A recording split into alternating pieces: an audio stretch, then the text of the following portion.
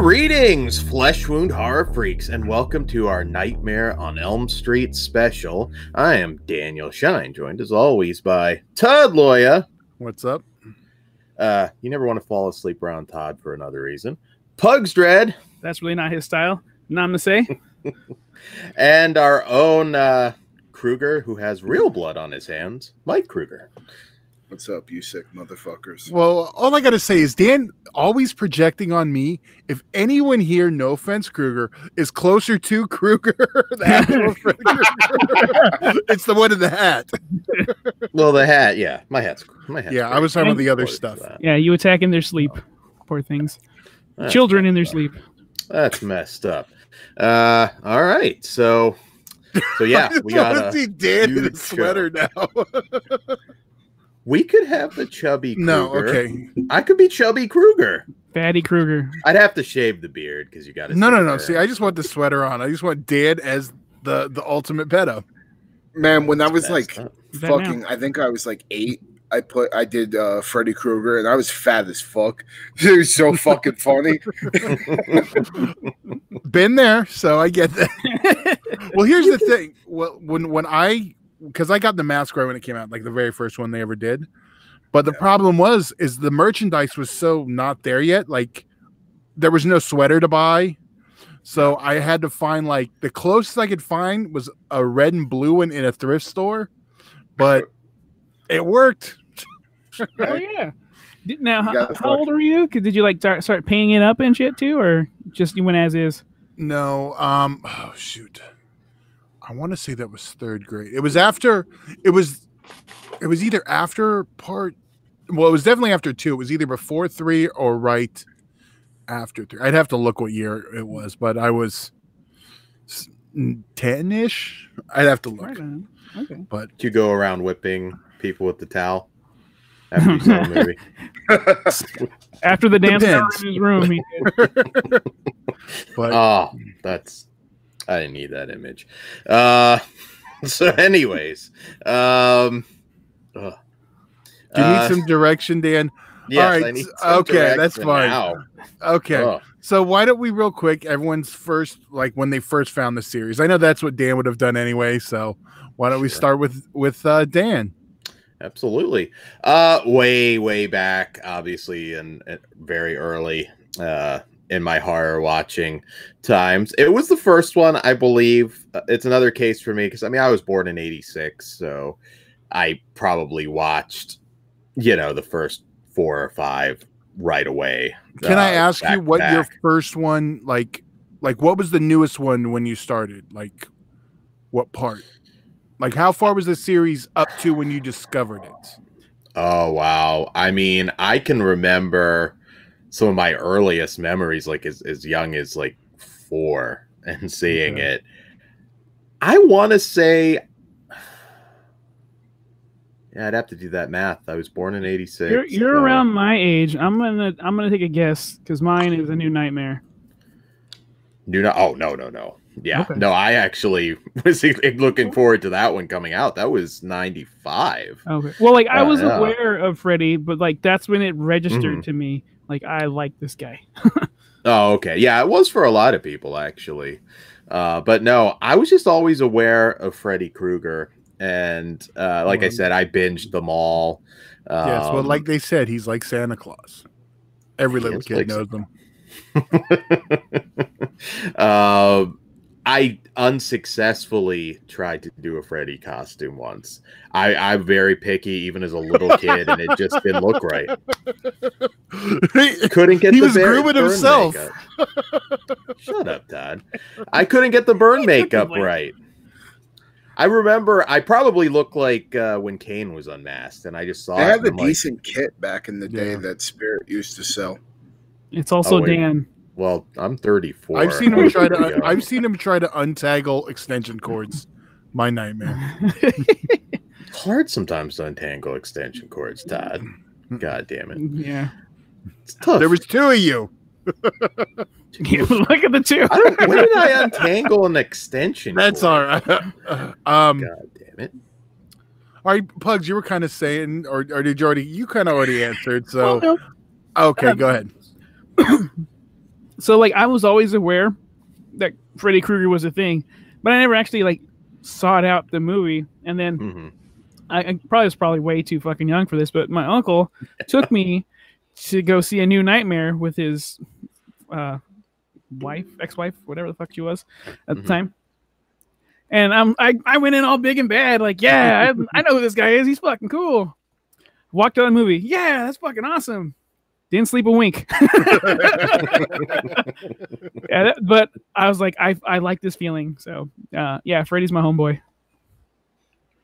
Nice. My brother had the original VHS releases, and I'm pretty sure that's how I saw it first. And yeah, scared the shit out of me then too as a little kid.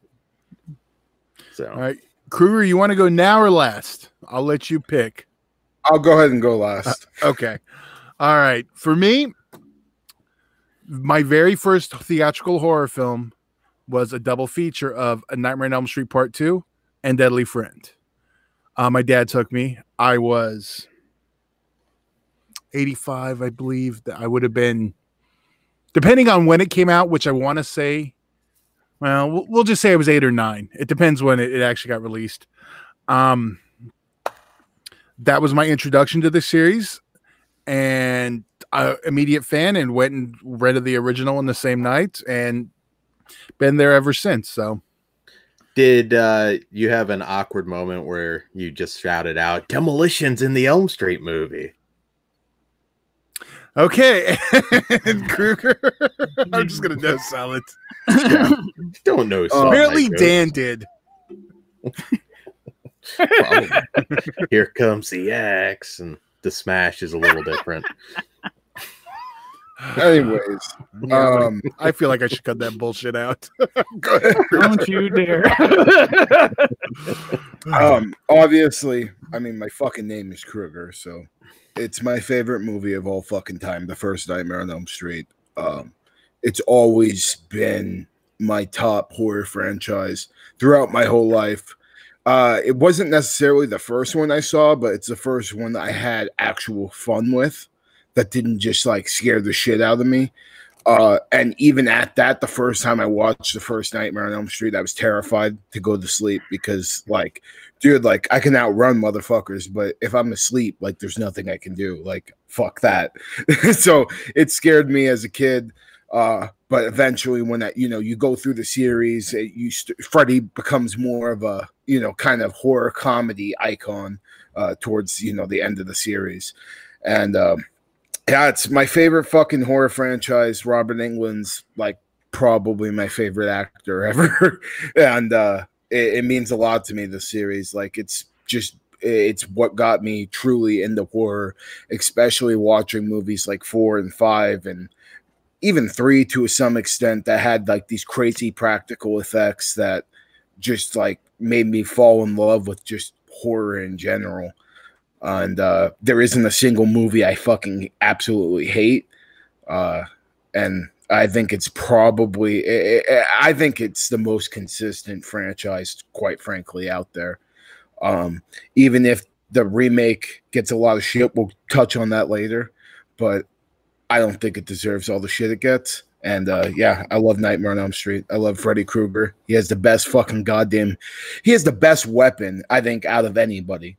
Let's be real. Like, a fucking glove with knives on your fucking fingers, like, that is so sick. And obviously, if you guys know me even more personally, I kind of outlined my wrestling career from Freddy Krueger.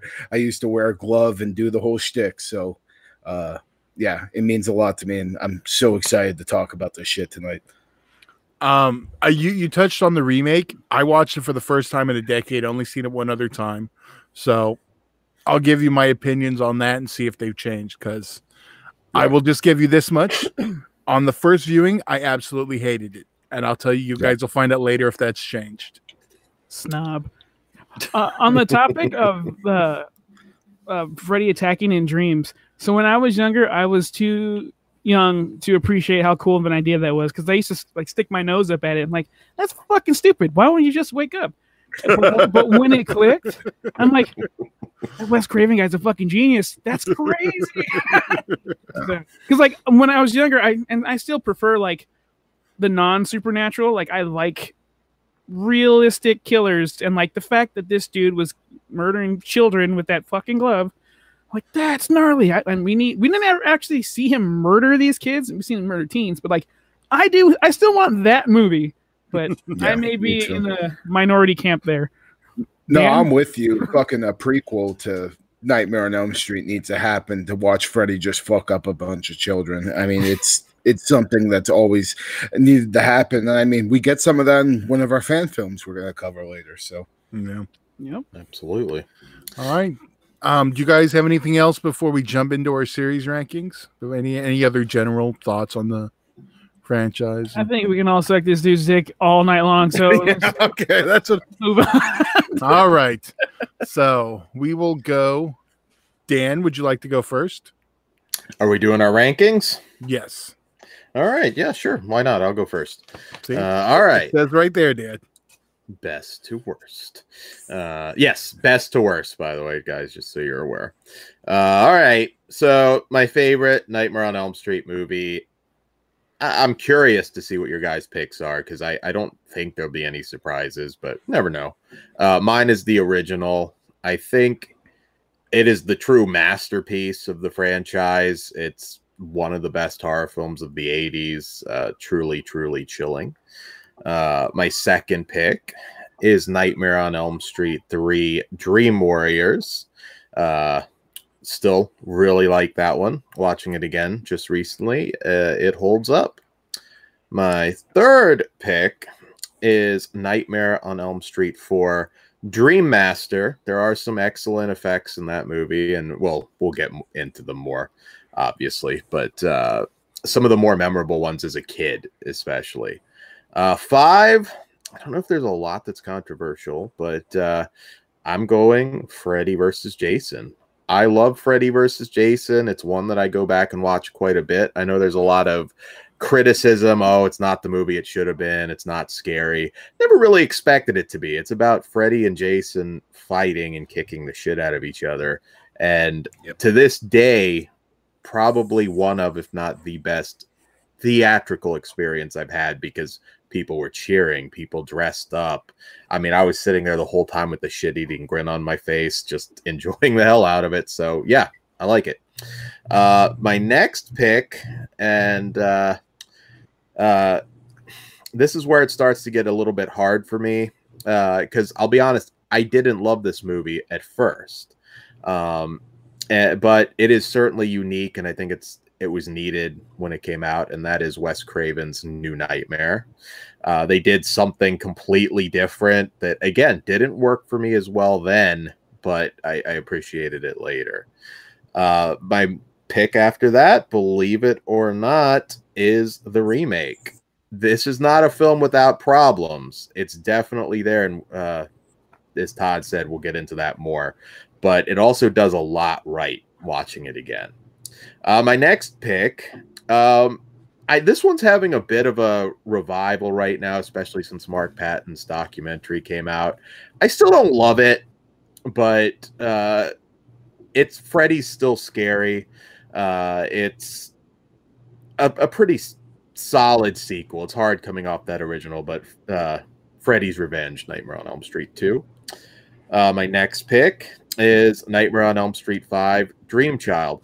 This one's dropped a little bit for me. I still enjoy it, but it's a flawed film. And my last pick is the only one that I can honestly say I don't like, and that is Freddy's Dead: The Final Nightmare. That is, yeah, I'm sorry, I can't defend that one. That one's shit. But you can defend 5, but we'll get into that later. Well, 5 was second to last. So those are I know. my picks. I almost said we can do ties because I have 2 that are like so hard to choose from. But since I didn't, I won't. So Now, is Krueger going to kick the shit out of you if you're negative? Because I only truly hated one. So I'm just saying, you got to whip his ass too, Krueger. Just saying. No, he doesn't. Yeah, he No, I does. don't. I only said something bad about. I actually like Todd. Well, yeah. so you got that. Well, hold on. I got threatened. You don't like me? I love you. Oh, I like you too. Okay. Oh, no love though. All right. You got to be nice to the producer. You're gonna get like Dan, your face on the boobs or some other weird shit. Yeah, dude, I know this from pro wrestling. You got to talk to the fucking person that's running the show. All right, Pugs or Dan. I'm sorry. Were you wrapped on it? Do you have anything else to add on your ranking? Okay. No, I don't know. Like I said, I guess a little bit of controversy there. Maybe not. I don't know. It depends. How about you, Todd? I don't think so. Pugs? Sure. All right. So my beginning of the list is very similar to Dan's. So this was hard for me though, because my first and second choice, any given year, it could flip. But I'm gonna go with the first one, Wes Craven's Nightmare on Elm Street. That is just perfection. Like, there's not many movies you can call perfect. That one is one of them. And it is scary as shit. It is creepy as shit. And it is unnerving. And yeah, that's the scariest Freddy Krueger's ever been. And yeah, I can say that confidently. And I fucking love that movie. I can watch that movie anytime. Number 3, Dream Warriors. I absolutely love this movie. It has my favorite line. I don't even care if it's everybody's favorite line. Welcome to Prime Time, bitch is amazing. And I say that at least 3 times a week. So I fucking... Well, I guess we don't need to ask you that question later now. Oh, still come back to me because I got his backup. Okay. Dude, okay, his one-liners are fucking brilliant. Anyway, then after Dream Warriors is Wes Craven's A New Nightmare. The first one I saw in the theater and realized, holy shit, this is really cool. And then couldn't sleep after, which is awesome. Yeah, he gets meta with it. And I think it was ahead of its time. And I still think it's too smart for some people, but that movie's fucking awesome. And then number 4, I'm going to be more controversial than Dan. Kinda. It's Freddy versus Jason. That movie's just, that's a good time. That's my number 4 too. Oh, okay. Yeah. Well, what was your number 5, Dan? I don't remember.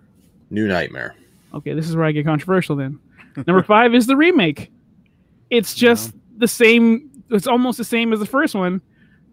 Just not as good, but it does excel in some parts. Jackie Earl Haley, he is not the problem of the movie. Fucking Rooney Mara is the problem of the movie. I don't like her. I almost want to wish death upon her child, but it's also my boy Joker's kid. So New Nightmare 2. We're gonna New Nightmare 2. We'll take her up. Okay. But yeah, I really like that movie despite that bitch. Number 6 is number 4, Dream Masters. It brings back Kincaid for a little bit, and that's just fun. It continues the story from number 3 well enough, but it loses some of its goodness. This is where it starts to dip in quality for me, but I still rewatch these a lot. So number 7 is actually Freddy's Revenge. Number 2, I don't really revisit that one, but like the last few times I've seen it, it's gotten better over time. The last 8 and 9 are almost interchangeable, but I'm gonna give 8 to Final Nightmare, just because Alice Cooper's in it, and I love Alice Cooper. And 5 is Dream Child.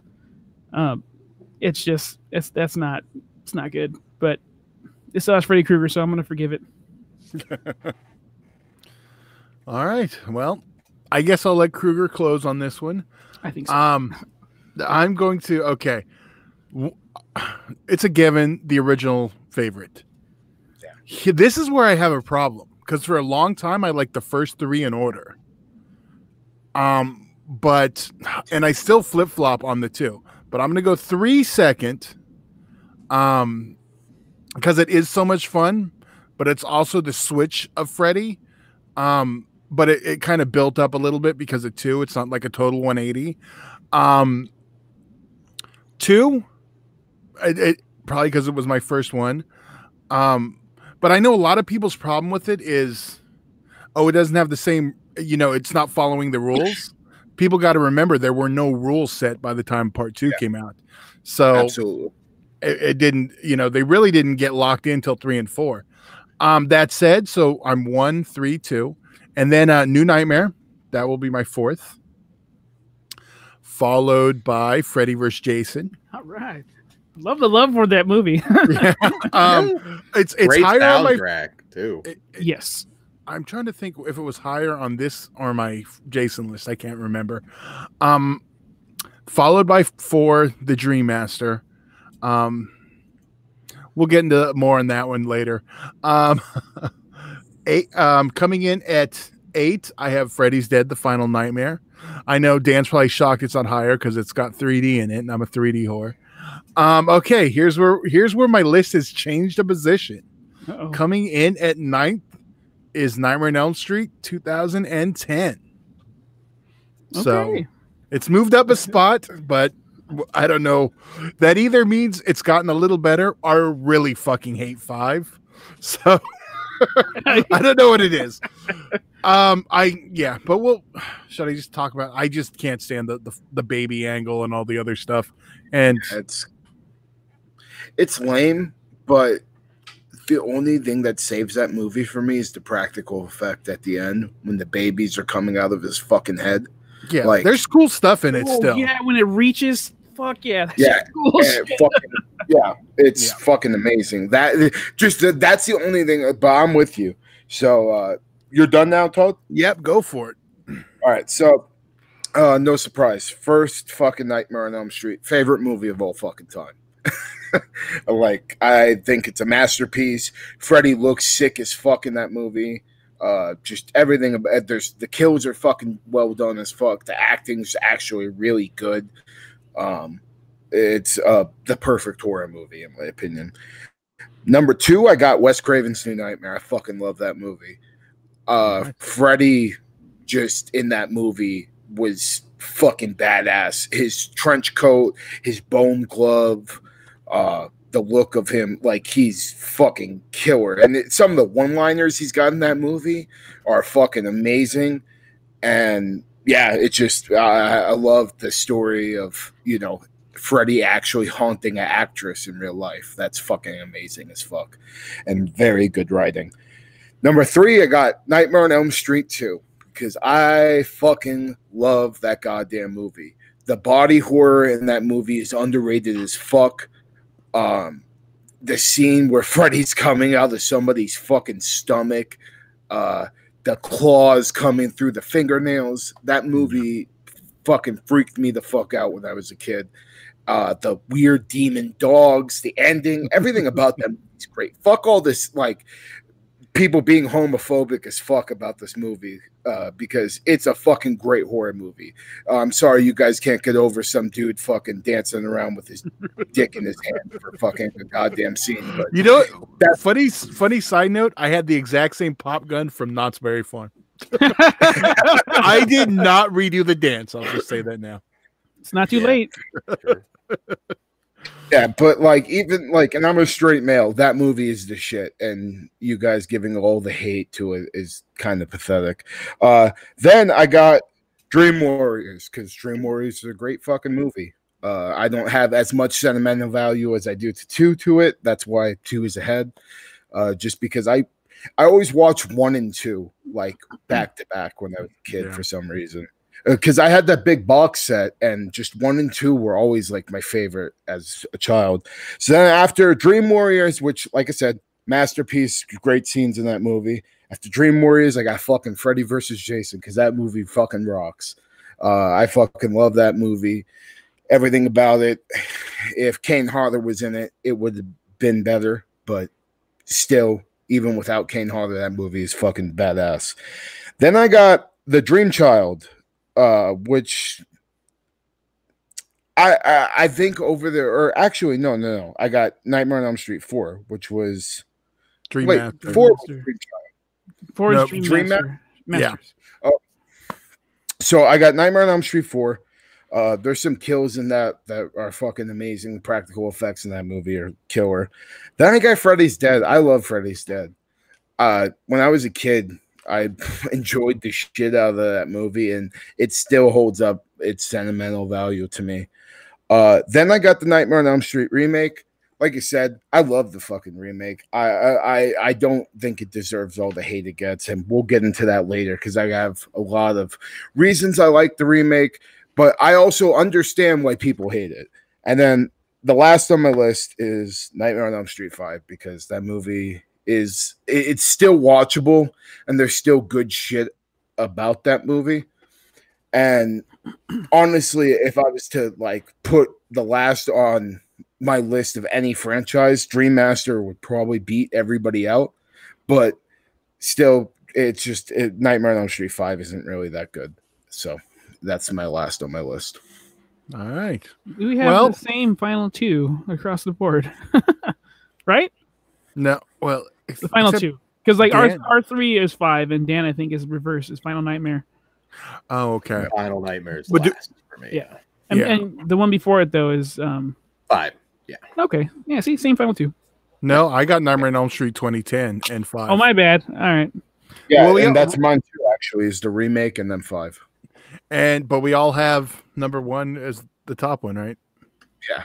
So, no shocker there. I didn't think so. I was like, I don't think anybody's gonna put that. 3 almost had it for me. I fucking love it. I flip flopped on my top 3. They always fluctuate. Those 3 depends on my mood. I know a lot of people that like 3 way more than they like the first Nightmare on Elm Street. There's a lot. But just for me, it's Freddy's mean as fuck in the first Nightmare on Elm Street. Like he's still like 3 is like Todd said when they kind of switch and he's more comedy, and he starts being funny.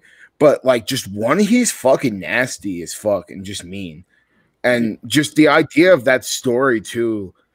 Like if they would have, I'll get into it when we get on the remake. But if they would have went full pedophile on fucking Nightmare on Elm Street 1, it would be literally like one of the best extreme films ever. Well, you know why they backpedaled though, right, Pugs? I'm sure you. Okay, who wants to tell why they backpedaled on the pedo? Well, there was a real incident going around. I don't know if that's the one you're talking about. Yeah. Okay. Yeah. The McMartin trial. Oh, you got the name. I didn't. Well, yeah, Dan was following that. He's like followed that like religiously. Oh, there's a great movie on the McMartin trial if you want to see. Ooh, we should cover that then. Yeah. James Woods. It's a good movie. Oh, that crazy bastard! Right. Fuck yeah, Todd Martin. Although I have to stop you, Todd, because there's a lot more to that case. They weren't. Well, I'll let you see it, but that's yes, yeah, but that's the reason they got scared about it. Yes, and backpedaled, understandably, because you're already gonna have a hard enough time just getting a regular horror movie out there, and then you're gonna have some real tragedy. This is why, like, and they were basically got pushed, and like, man, they've had a hard time getting these movies out. Well, I mean, they also were banking the whole studio on it, basically, so they couldn't, risk it. And thank you to them for that, for the Bob Shea. Yeah, you're the man. The other thing is, if they had gone hard on that in the first film, I don't think you could have ever had the merchandise and the dolls and everything. I would sacrifice all that for one awesome fucking movie. Me too. I'm going to totally disagree with Dan. We wouldn't have had that one from when I was a kid, but we still would have had it now. We still have Jason and Leatherface. There's no way that they wouldn't still merchandise. I mean, they still make Jeepers Creepers figures, and look at that fucking thing. Yeah. Fucking Funko puts out Jeepers Creepers figures when the fucking director has literally raped kids on his set. So a lot of people don't know that, and yeah, I'm shocked. Like, I don't get me wrong. I think the first movie's awesome, but like, you have no idea how much it killed me when I found that out. I do not like. I realized when I rewatched them, I do not like the series. I like the first half of the first one. Once we introduced the creeper, I'm like, I don't care anymore. I figured that out last time I watched. Oh, okay. I like that they used the song too, because that was cool as fuck. I'm not going to go into my whole Jeepers Creepers. Yeah, fuck that shit. Maybe we'll cover it. Maybe we won't. When Homeboy dies, it's awesome. Pedophile. Yeah. Let's see if Todd gets irritated by my side by side. Yeah. So I treat 1, 3, and A New Nightmare the same way I do as Halloween 1, 2, and H2O. Like, see, you lost me when you did H2O, but I get it. You get what I'm saying, though? Like, it's the Nancy trilogy. Yes. So like those three, if I had to choose like my Freddy story, I wouldn't go with the Dream Master Alice. Fuck, from her name. We'll talk about her later. Those two. Yeah, later. I would go with that Nancy trilogy. Well, you know what? I'm going to move this one up then. We'll get to that one. Yeah, we'll just do it now. Nancy or Alice? I go Nancy, and because the Nancy trilogy. Yeah. Does it have a name, or is just like? No, I think we just named it. I've never heard one, so it's now the Nancy trilogy. Dan? Oh, Nancy, all the way. Yeah. I'm Nancy, and the only reason, that's not the only reason. The slight margin, not a choice, but she didn't do enough. I would have been Kristen right under there too. I was going to say we should have thrown Christian in there. You know what? But different I'll call an audible. So. I'll see. That's where it gets confusing. So I left her out because the argument is always Nancy or Alice. Those are the two. Well, so I didn't add. I'm just giving Christian her props. I will say, I mean, Patricia Arquette is Christian. That version probably just as good. I mean, or could have been fantastic if they had continued with her. But it was an obvious passing of the torch that they didn't want to pay her to come back for. So. Or was she pregnant? She was pregnant. Was that the one with that? I've heard conflicting rumors. Like one, but like she didn't really have like a stance in Hollywood yet. So she was probably with child. Yeah, it was just pregnancy. I never heard that she refused. I mean, she's pregnant. She couldn't do it. That's all there was to it. Could have. Well, that would have been her like not taking the role. So. Well, yes, but I'm just saying it wasn't like I'm too good for Elm Street yet. Oh no, I didn't even like Rooney fucking Mara, that bitch. Do you picture Freddy as the fat guy and girl with the dragon tattoo every time you watch it? Freddy can do better. Okay. Pugs, you already answered, right? I know Krueger yes, has me. Okay, Krueger is. So, I love Alice. Like, I think she kicks maybe a little bit more ass than Nancy does, but I gotta go Nancy.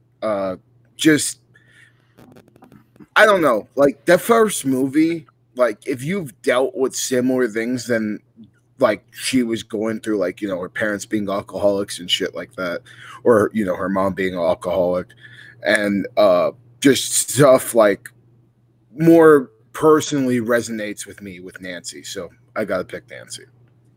I might get on the ass kicking list now. I do not like Alice. I never have. She's always kind of annoyed me. I don't. You don't like girls with powers. You don't like the extra fight in them. You know what? I never really tucked to. She absorbed everyone else's power. That bothered me.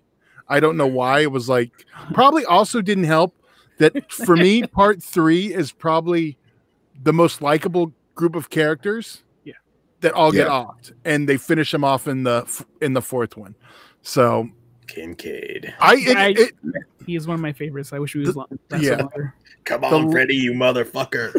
I love Kincaid. The last time I watched Nightmare 3, it bothers me when Nancy dies. Now, it's like that's fucked up. It didn't like when I was a kid. I was like, I don't give a shit. Yeah, it's like, that's fucked up. It shocked the shit out of me on my first viewing. Like, let me tell you, I was just like.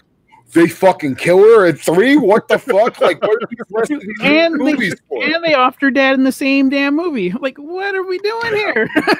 You know what? Well, I still, whenever I watch New Nightmare, and I think I've probably said it before, I get chills every time when she finally accepts she's Nancy in New Nightmare and calls John Saxon daddy every time. Yeah.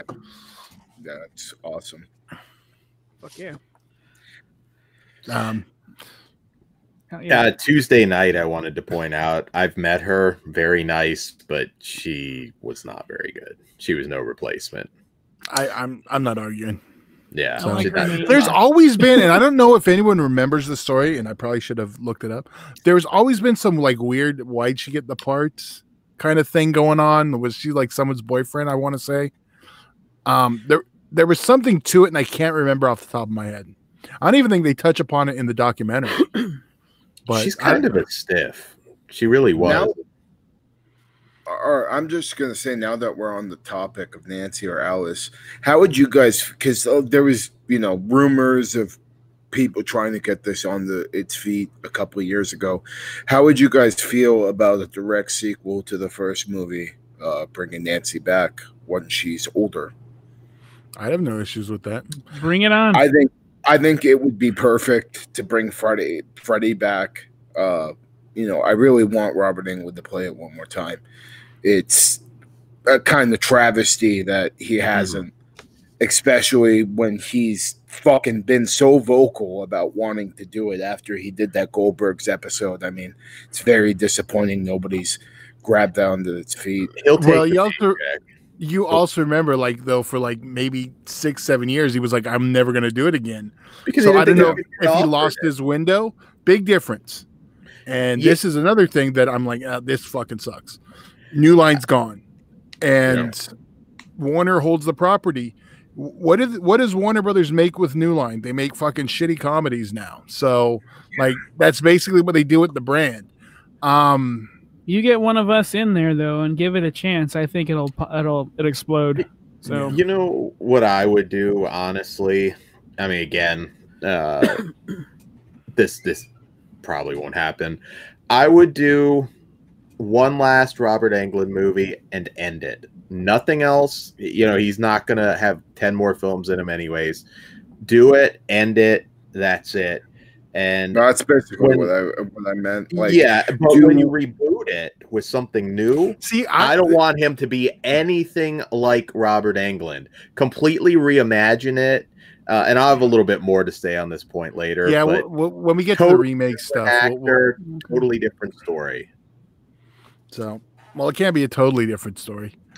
Well, they could just call it New Nightmare, but then it would suck. Yeah. Well, no, you can do it. You can do a totally different story. I mean, the basic of Freddy. Yeah, Freddy's and I'd rather have a different movie than don't fuck up my franchise with making. I'll pitch a different idea. I'm not going to fantasy book in the middle of nowhere like Dan, but since mine falls in the remake and some of the other stuff, I'll save mine for then. Okay. Yeah, I have a lot. Sneak preview. My remake can't get made. I'm with you, Pugs. All right, so let's just jump right into favorite kills. This one will be interesting. May I go first? Wait. Because I don't think it's going to overlap. So I think I've said on the show before how I want to die in a horror movie. Death by TV. Welcome to primetime, bitch. Boom. That is my all-time favorite kill in Nightmare on Elm Street. I'll save my secondary in case it might be someone else's first because I fucking love that scene. So, Krueger. So, the bedroom bloodbath in the first Nightmare on Elm Street is my ultimate favorite kill ever, out of any movie ever. Just seeing all the blood fucking spread onto the goddamn ceiling, and then when the mom walks in, all the blood's starting to go back into the portal, fucking amazing. But it's tied actually because it's tied with the puppet kill from Dream Warriors. That's my second one. Yeah, the puppet kill is really, really rough. Especially if you have a thing with veins. So I've always really enjoyed that kill. Plus, you get a stop motion Freddy. I was gonna say Freddy puppet is so fucking cool. Have they made the Freddy puppet yet? So it came as an accessory in the NECA Dream Warriors. I saw that. I want a full size one. Yeah, a full size. I think they did make one back in the day. That sounds familiar, kind of. Yeah, it sounds familiar as fuck. Dan, do you have it? Can you confirm this? No, I have a shit ton of Freddy merchandise. I was joking, Dan. I really didn't want to hear from you. No. Okay, go ahead, Krueger. But I got some honorable mentions that I got to fucking bring in here. Well, you want to hold? Why don't we hold your honorable mentions just in case we don't want to use them all? Dan, I hate to piggyback off Pugs, but it is my favorite kill. Welcome to primetime, bitch. And it's not so much a kill, but effects wise, I always loved the pizza scene. Even as a kid, that always in 4. That still always got me. Yeah. The meatball. Right. Yeah, so it is. Yeah. I saw that actual meatball pizza at Fangoria Weekend of Force. Cool. Nice. And the Freddy chest from the end. But okay, mine is a tie also. And not only is it the first on-screen Freddy kill, it's my favorite, and that's Tina from part 1. Close second, might even be tied with Welcome to Primetime, bitch. Really? So, yeah. Wow. All right. Fuck yeah. I actually think that is the series most people's favorite line. Okay. Yeah. I would assume. But Yeah. I got a couple though for honorable mentions. So obviously the ceiling kill on Tina, but also the ceiling kill in New Nightmare. Hey Dylan, ever play Skin the Cat? That's fucking awesome. Dude, we actually get to see him drag her around with this time, and that's it made it so much cooler. And it's visceral and like just dude, Freddy's mean as I think that's why I love New Nightmare so much, is because Freddy is fucking a motherfucker in that movie. He is a fucking mean motherfucker. Also though, the car kill on the dad New Nightmare, when he fucking comes through the seat and literally rips his fucking chest straight down to his dick, like holy fuck, that kill was badass. Welcome to Primetime, bitch, though, you know, is obviously probably everybody's favorite kill. But there's two that I need to talk about because they fucked me up when I was a kid. Okay. The bug trap kill in Nightmare on Elm Street 4, when he fucking pushes the bench press and her fucking goddamn arms split at the elbow. Like it made me go, oh, like fucking freak out like as a kid. And then also when he's force feeding Greta in fucking 5, that bothered me so bad when I was a kid. Like it majorly fucked my head up and was why I didn't revisit that fucking goddamn. I was just like the idea. Oh no, I have a question for you when you finish. Well, just the idea of getting so much food shoved in your fucking face that your cheeks are up to your fucking eyeballs, like that just bothered me. And being a fat kid who already had an eating disorder, like fuck that shit. So you didn't go the other route, like I could take that shit. I'd be fine. Krueger, I got to ask you, have you ever incorporated a Freddy kill somehow into your wrestling career? Did you ever do an homage? I tried so many times and nobody would ever fucking people. Let's just put it this way: when you're going over a match, people are fucking lame as shit. Let's just end it at that. But well, I tried. If you ever want to smash a TV on somebody, you got let me know ahead of time and make it look like an accident. And because since I'm not a wrestler, but like I'll take it. Just let me keep my glasses off real fast and boom, I'll take it. Glasses to make it look legit. I'll let you in though. Now that you brought that up, I'll let you in on something since you know this is the Krueger episode. Fucking Sovereign or Slaughter, the first one. I was supposed to do a Michael Myers gimmick after Billy Graham blew a fireball in my face. But bitch literally blew the fireball into my face and got gasoline in my fucking eyes. God. So I forgot what to do. What I was supposed to do was I was supposed to grab a piece of glass because he blew a fireball in my face and do the Mike Myers thing where he couldn't see. And that's why JD was going to grab me with the fucking gimmick. It would have been way cooler, but bitch, dumbass fucking spit actual lighter fluid into my eyeballs and literally burned three areas of my 3 layers of my fucking eye. Jesus fucking Christ! Yeah. Fuck that guy. Yeah, I'm probably gonna bleep his name. I don't even want it on the show. Fuck bitch. Yeah. So, not superstar. Yeah, well, no, fuck him too. Yeah, that guy's fucking a piece of shit as well. But on to the next. Anytime, Krueger, though, just let me know. Yeah. I'll take it. All right, here we go. This one will be interesting. This one I'm really curious about. Okay, favorite Freddy look.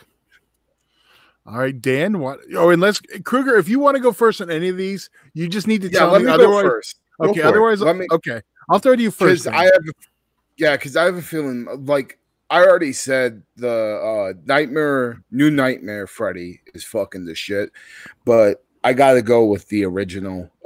Just the makeup, it was way. I don't know if I would say it was cleaner or more believable, but it just looked like it hurt more on the first movie. And plus, I love just everything about the first movie, the hat being darker. And I actually think the hat is black in the first movie. I don't know if I'm right or wrong on that. I think it's just so dirty, but it's just super, it's way darker and it looks cool. But New Nightmare, man, New Nightmare, the long, like big burns and the way they looked on his head looked so cool. And the fucking bone glove with the fifth claw, you know, is pretty badass as well. So it's kind of a tie, but just a slight ahead would be the first Freddy Krueger look in the first Nightmare on Elm Street. All right, Pugs. I actually feel the exact same way because it's between those two, and Freddy versus Jason look is probably my third. Yeah, but I'm gonna go with one as being the best because even though Freddy looks awesome, they film him in the dark, so he's still like a creepy, scary dude. And just when you get glimpses of how ugly this motherfucker is, I think that just works so well. And red arms versus red and green arms. Well, we're getting to that. That's next. Oh, okay. Because in here he has red arms, and I think it's cool. When he fucking does the long fucking limbo arms, shit's awesome. All right, Dan, your favorite Freddy look? So I'm gonna have to go with the original as well. He looked great in 3 too. I'm gonna say my least though is New Nightmare. I did not care for his look in that. It just didn't work for me. Before you attack Dan, I'm actually with them. Yeah, I didn't care for it. I get underrated because they were dividing the two. Yeah, no, they wanted it to do something new. I mean, it's fine. I never liked it. I will say underrated. I really like it. I really like his sweater though, that it's reversed. It's green, then red instead of red, then green. Yeah. Dude, when I was a kid, I always used to draw a New Nightmare Freddy versus Jason X. Yeah, let's get that. I wanted to say though, underrated the remake. I actually think there's something very eerie and disturbing, and people complain. Well, people were going to complain no matter what, but I actually thought there was something very unnerving about. I liked it. Well, I'll get into that on mine real quick. I am also, I'm a tie on my 2, and I'll probably be the only one. 1 and 2, those are my 2 favorite. I love 2 is great. But the thing that 2 does right is what they tried to do with CGI in the remake was to make his skin look translucent, which they accomplished in the second one. So that's probably why I really enjoyed that one. But I will say, there's no argument. 3 and like Freddy vs. Jason are probably the most iconic look of him. Yes. But I mean, I don't really. Part 5 doesn't look very well, but other than that, I don't hate any of the looks. How did you feel about, now that we're on this subject of Freddy looks, how did you feel about the Goldbergs look? Because it kind of, like, I was just like, it doesn't look that great. I knew it was done on the cheap and on TV and in HD lighting versus, film. Yeah. It was enough to make me really happy. The episode is fucking amazing, but just the makeup just kind of bugged me a little bit. I don't think it's the worst, but I know what you mean. I think it just triggered us like, he's back on TV. This is awesome. Like, I didn't care that it wasn't like the best. I was like, it's Freddy, and he's not. I now want to go watch that episode. Did you ever watch the Robert Englund Halloween episode of the Hughleys? It's actually pretty funny too. No. The Hughleys are actually really funny. I love when Mr. Miyagi moves in next door. That can't be filmed today. I'm surprised Pugs like that, but okay. Well, let's just roll it right in since Pugs already brought it up. Oh, wait, did you have more? Well, I was going to say real quick, the remake look, I actually really like the burn victim. You guys remember that fucked up story, David, of the dad who burned the kid? Yes. Yes. There was a movie like called Burning Bed. I remember I watched as a kid. Burning. That's not the same one. Burning Bed is the one with Farrah Fawcett, and she gets an abusive husband. That movie's fucking awesome. I would have found her innocent too. But that one, the David one, that fucked me up because that kid, I feel bad for that kid. That sucks. Like he ended up looking like Freddy Krueger. He looks in the remake. So we should cover that one day. That story is heartbreaking. I remember that when it was like new. I mean, I remember that like scaring the shit out of me. Yeah, right. Because like there's a photo of, or like in the end credits, where he's riding a skateboard, and like I don't want to be mean, but I was young, and I'm like, this kid scares me. Like I'm uncomfortable. What happened? Yeah. And man, now that you're on the subject of just burn, before we even go into the thing. I've been a burn victim before, so let me tell you, that shit fucking sucks. That shit is the worst pain. Like, as a deathmatch wrestler, that is the worst fucking thing I've ever been through in my goddamn life, is being burned. Because it was almost 3rd degree on my back after I took that butterfly suplex onto the cross. I got really fucked up from that. Because the cross was still fucking hot, and he went to put me on it, and it branded me pretty much. And let me tell you, fucking burns are the worst thing ever, because it's not just the pain. You go through this shit where like you get cold as fuck, and like you start shivering because you're so cold, but it's because your skin is fucking goddamn, like your skin is so hot, and also feel like it makes you feel like your skin wants to move and like contract, but it can't. So it's like everything is tightening in. It's fucking crazy shit. So being a victim of any type of fucking burns over 1st degree suck ass.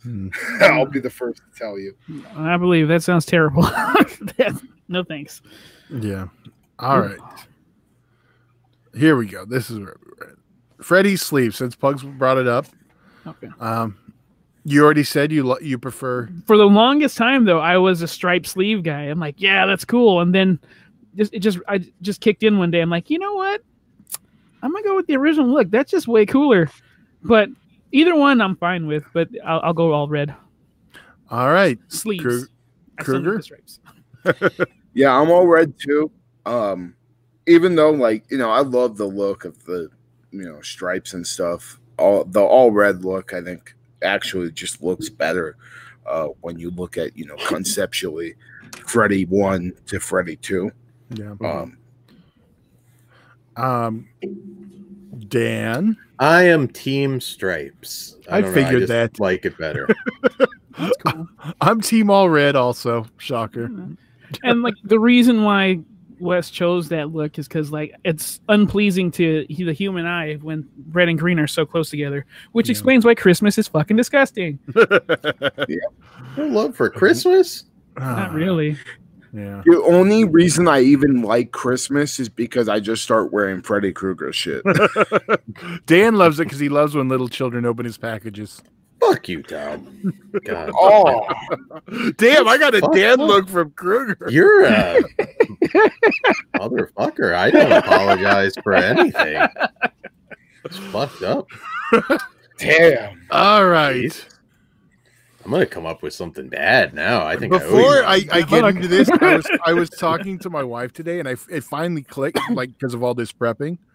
The reason I love puns so much is because of Freddy. I grew up, with Freddy's puns. Because my wife groans every time I do it. She calls them dad jokes, but they're really not. They're just bad puns, or good puns, depending on what where I do the same shit. But all right. So speaking of sense. that, Yeah. Let's go right into it. Krueger. Fuck, man. Now don't blow the whole load, so they save some for the rest of us.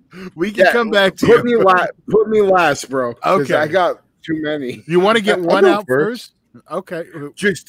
All right, I'll get one out first. Okay. You've got the body, and I've got the brain. Yeah. It's fucking, I love that. Right. That scene is fucking badass. So all right. Continue, because I have so many more. I'm sure. All right. Who's next? Let's go, Dan. Dan? How's this for a wet dream when he kills Joey? I love that line. That's funny and fucked up. Solid one. Well, Pugs. Prime time. Welcome to Prime Time, bitch, is my number one, as I stated. I figured. But there was one in particular that had me fucking dying in the theater. How sweet. Dark meat. And it's a callback, that makes it even better. Yes, dude.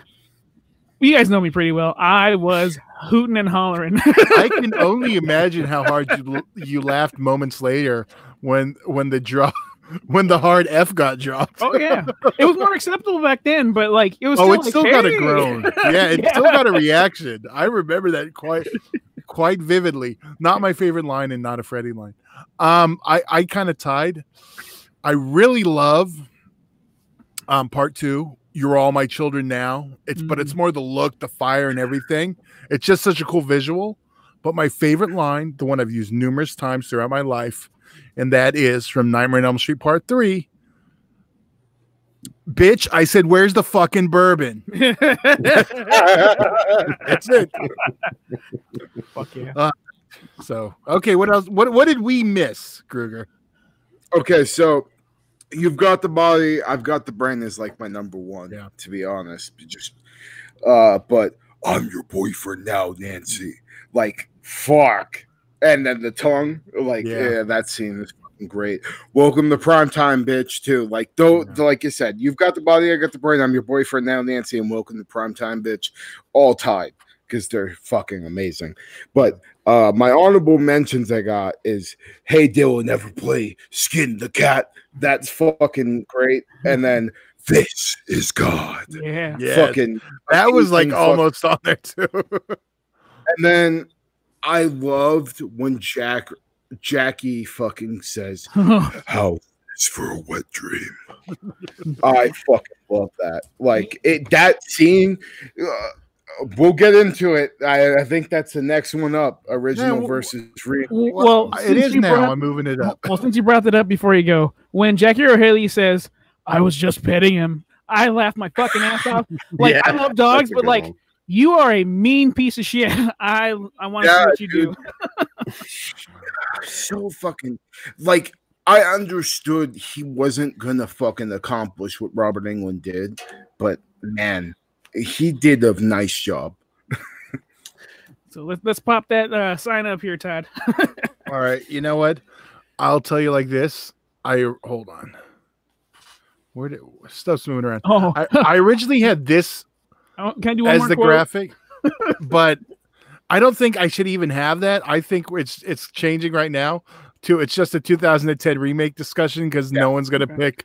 Yeah, no, but before we do, when Freddy Krueger in the remake, he's like, he asks Nancy if you want to play a game, and she's like, "Fuck you," and he's like, "Ooh, that sounds fun." He's got some great liners in that motherfucker. Jackie is the shit. Yeah, you know, you name dropped Dylan, Pugs. I think that was you. No, he's returning in a fan film himself, which we'll talk about later. But Dylan's New Nightmare. I'm pretty excited for that. Yeah, from the Cecil Laird from the horror show is actually directing that, I believe. That's cool. Yeah, so he's coming back. All right. So, Todd, remake. This is where we need your opinion the most because, well, you know, Dan, I don't remember. Did you like it at all? Oh yeah, no, it actually. I mean, I know it's lower on your list, but you thought it was okay. Three other. Well, yeah, it ranked above 3 other films. Okay. Now I have my criticisms. I mean, I'm not like saying it's a flawless film. It's not. I think one of the biggest mistakes that this one makes for me is it tried to go first, and then Dan just started going. He got excited. I thought he was asking. Go ahead, Todd. Okay. Well, no. He asked you a specific question, but I'm the only one who said it moved up a number. Yeah. So, yeah, you were the hardest mountain to climb. I fucking hated the remake, but I decided to go in open-minded this time, and I liked it a lot more. I still hate fucking the lead; she's annoying as shit. I didn't even want to be there, which bothered the fuck out of me. I don't even know why they named her Nancy. That's like the only real character they kept. And they would have been better off just dropping the name because it's instant comparisons. That said, I liked it a lot. I liked it a lot better now. It's far from perfect. I wish they would not have done the CG makeup because to me it doesn't really add it. It distracts me a little. And I still have the big complaints about the use of CG. When you have like a movie made 20 plus years before you and the CG look and the practical looks so much better, why bother with CG considering the other effects were like $10 effects? Just so because you can doesn't mean you should. Yeah. Exactly. Todd, you literally just explained like my fucking goddamn theory for like every time I bitch about CGI. Yeah, well, but it's even more like obvious in this one because it's like the same. They do the same thing. Like it's like you can literally compare 20 plus years ago to 2010. I don't think it would be much better today either. But yes, definitely. I like it more than 5, so it's moved up a notch. I'll take the win. And the alternate ending so much better. I need to see it. Oh shit. Okay, let's not spoil it then. But I actually agree with you. I kind of wish they would have found a happy medium because once a certain thing happens, I think it should have reverted back. Well, hopefully someone will do a fan edit. We can see all that. There's a couple deleted scenes too. So I just realized that's a possibility. That's awesome. So and you know what? I think it might go up. I don't know if it'll go up any higher, but it's not one I hate anymore. I was surprised they just went in without. That makes me so happy, Todd. I've been like defending this movie like since it came out because when I left the screening, actually went to the premiere and it was fucking awesome, and I was like, I had a great time, and then I go online, I'm like, whoa, what? I didn't see the same movie these assholes did.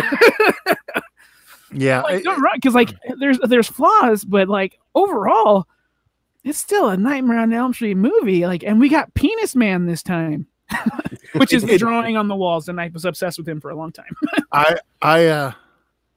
It's no longer my most hated Platinum Dunes feature, but I won't say which one is because we'll probably talk about other Platinum Dunes. My favorite Platinum Dunes is Friday the 13th. Okay, I think we may bump heads on that a little bit, Todd. I think I will. Platinum with a lot Dunes of people. also has Hills Have Eyes too. I forget that one because that's Fox Atomic, but Platinum Dunes did. So yeah, but I think they were a little more producer in name because it doesn't have that. Still, it has that moniker. Yeah. No. Yeah, then I would put that and then Friday the 13th second, but. No. I mean, Hills Have Eyes too. The second remake. Oh, that movie's fucking dog shit. Yeah. All right, so Rooney Mara is probably my biggest problem with the remake. That bitch didn't even want to be there, and as soon as she was done contractually promoting the movie, she distanced herself so far away from it, and actually went out of her way to shit on it a few times. She vocally, publicly said, "Yeah, I didn't want to do it. I just wanted to use it as a launching platform." She's not really a horror fan. There was a bunch of horror fans that actually applied. The audition for this movie, and I guarantee you the only reason why she got the part is because her parents are fucking billionaires.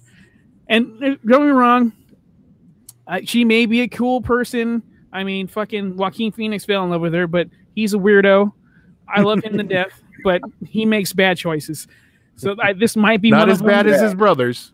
Well, look, they have a new. There's a new. I got not even me. Well, look, he named his kid River, so there's a second chance right now. Yeah, keep him away from Christina Applegate. God damn, bro. Fuck yeah, go Todd. So we'll leave it on that. Fuck Rooney Mara. Dan. Oh, Dan, your jokes are inappropriate. Fuck you, Todd. All right, so that wasn't perverted. There's a difference. Let's make fun of the dead. As far as we know. Anyways, I didn't make anything about the jokes about the sidewalks out there. Anyway, or the Roxy. So the remake. So one of the big mistakes that it makes for me was recreating too many scenes, from Tina's death to the tub. just do your own thing. Make it be a new movie. Create your own iconic shit. Nightmare on Elm Street didn't use it all up. You can come up with your own cool shit. I second calling her Nancy. I don't think, again, the second it wasn't Robert Englund, you have some horror fans that were just done with it. Didn't matter. I don't think it would have mattered if, even in the future, I don't think it would matter, even if you get like a Joaquin Phoenix level performance, you know, a Joker level performance. I don't think fans will ever let it go with Freddy Krueger. It's just that'll roll into our fan film though too. Yes, but anyways, so yeah, that trying to do that. I wasn't big on Rooney Mara either. She's a very good actress when she wants to be, but you could just see she was phoning it in. She just didn't care. I also felt some of the mystery that they were trying to do. We all know Freddy's story. I thought was also a mistake. I was going to bring this up later, Dan, but I'm going to piggyback off that real quick. I think, and they need to do this with the horror franchises now at this point. Treat it like James Bond. You don't need to. Yeah. We don't need we don't need the original retold. It's like Superman. They finally learned. Okay, we don't need to tell you the origin story. You should know it by now. Yeah. There's no need to tell Spider-Man. Us. Yeah, Spider-Man. There we go. Yeah, put Freddy into. And I agree. Once they do reboot it, don't retell it. That's also a problem though, because when you reboot something, you're trying to bring in the old audience with the new audience, and the old audience is going to cry if it's not at least somewhat similar, which is how we got The Force Awakens. But you can also reboot it like Friday the 13th, where you get about 20 minutes of catching you up, and then go straight into Friday the 13th. Is 1 through 3. Like, I disagree. The first 20 minutes is the first two, and then there's elements of 3 throughout. But if you just you really are getting a quick retelling of the first two movies. I just come up with this fresh story. You don't need to rehash all of it, because that was probably the plan for the sequel. It just didn't have an opportunity to do it. But they shouldn't have. Freddy is a pop culture icon. People know his basic story. You don't have to rehash it. And now on the plus side, I think Jackie Earle Haley did a fantastic job. At times he was a little more sadistic. They were getting back to the feel of a true horror movie. Again, to a certain degree, we all like wisecracking Freddy. We grew up with it. There's certainly nostalgia there for the sequels. But again, the guy is a pedo burn victim. It's kind of ironic the way the franchise went when you really think about it, because, I mean, the guy's got toys in Toys R Us. I mean, and thinking about what the character is, it's crazy. I would not go that route with a new franchise because, again, the source material, there's nothing. You're going a little off point, and Krueger hasn't even gotten to 2010. So, yes. I think that, again, the visuals are great. They make some mistakes, but overall, it's still a pretty damn good horror movie. I really enjoy it. I love the look. Earl Haley, I'd be cool with them playing it again. I know that won't happen now, but I would like him to get a second shot too. Yeah, I'd be totally cool. I'm as shocked as anyone else. I flipped on my opinion on this. So, yeah, Krueger, go for it. Well, just so you know, put a timestamp in real quick. But the girl who played Nancy is a dumb c***. Let's just fucking go with that. She is a huge reason why this movie gets as much hate as it does. And I think that considering how well Jackie played Freddy Krueger, it's kind of disrespectful as fuck that she just phoned it in as much as she did, because Jackie really had a good performance. I loved him as Freddy, and I'm one of the few people that aren't opposed for Jackie to step into that role, because I thought he did a good job. And I liked the fucking darker route they went with it. Like, when Quentin and Nancy are fucking discovering the child porn in Freddy's room, like, Jesus fucking Christ. Like, that is some deep, dark, fucking shit. And I wasn't, and like going into the remake, I wasn't expecting them to go to such dark fucking areas. Like, you know, I thought, you know, oh, they're gonna, you know, call him a child. No, dude, he's a fucking pedophile in this movie. Like, he's a fucking kid diddler. And it's powerful and fucked up when they're sitting there literally looking at their fucking selves as children naked in pictures. Like, that's a huge, very powerful scene. And I don't know, I think it gets fucking unneeded heat. But I loved the jump scare at the end of that movie as well. I was in D-Bot seats, and that literally made me spill my fucking drink all over myself. And talking about D-Box seats, I'll just tell you guys a cool memory and why I love this fucking movie so much. It was right after my mom got a divorce, and she was very broke, and I did not think I was going to be able to see this movie. I was really bummed out, really upset, because Nightmare on Elm Street is my favorite horror movie, and I wanted nothing more than to see the remake on the night it came out. And somehow my mom scrounged up enough money to get us D-Box seats on the opening night. And watching it was like literally one of my favorite childhood memories I had, because I was pretty young when this came out. So I think that's why I love this movie so much. But even like rewatching, I rewatched it with her like maybe last October, and it's still fucking good. Like, it's a good movie, and it's dark as fuck. Like, way darker than movies usually get that are on the mainstream scene. So I think it deserves its rightful place in the franchise as a solid entry, because even though it's not the best, it's not the fucking worst either. Part 5 is way fucking worse than this goddamn movie. So give it a shot. If you guys haven't watched it in a long time, I think go back and rewatch it, and you may be surprised on what you fucking think, because look at me, it's way darker. Yeah. I know a lot of people get uncomfortable and they were not happy that they finally addressed Freddy Krueger as a pedophile.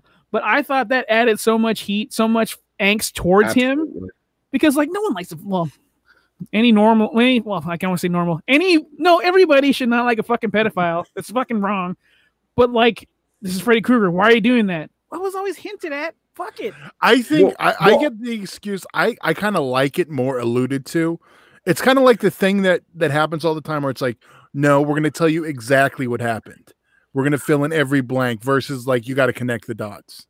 Well, the thing I think the remake does so well is like, it fakes you out. It makes you fucking sit there and be like, oh, fuck. Did these guys like just kill Freddy for no reason because they thought he was? That would have been awesome too. And then that would have been interesting. And then they pull the rug from underneath your feet, fucking watch you take a back bump and laugh in your face, and like, no, how about a wet dream, Nancy? And like, he goes full pedo. Yeah. And I think that's the nicest touch of it. And this is also the first time we saw him full blown weenie, because when he's holding the door, like, what do you think I did? Blah blah blah. I'm like, oh, so you're only strong against kids? Dan, you were saying? Yeah. I think that I mean, you have to remember 1984. I mean, you know, people knew what it was, but at the same time, we didn't have like 5,000 CSIs or Law and Orders where people are just they know what's up. I think calling him like you couldn't diddle kids in '84. Sorry, Dan, it wasn't okay. Didn't fully they weren't as sophisticated. You could say child killer, and not everybody put 2 and 2 together. Now, if you're calling him a child killer, it's obvious what he is. It would be stupid to just allude to it. In Dan's defense, there was like, you got to stay away from that house, and no one knew. Like, okay, just something weird going on. So I get where you're coming from, but danger existed, but we were too busy worrying about Satanic Panic to worry about the pedos. Apparently, well, you had probably both, but still, you know, I think we didn't have Satanic Panic. It wasn't real, Dan. If you were doing the remake now, doing a remake now, to me, it just doesn't make much sense. Call him what he is. Well, now it wouldn't happen at all. So, well, yeah, now, yeah, 10 years after the remake, yeah, I think now it would just be, I don't know how they would go about it now. I'm going to say they would. I think they would still, they wouldn't get too creepy with it, but they call it what he is. There'd be so many producers that wouldn't want to touch that shit now. Yeah, they don't want to be, well, we know this from firsthand, so we can't do this. Also, speaking upon the remake, I'm just saying, there's a nice steelbook FYE puts out. Sexy shit.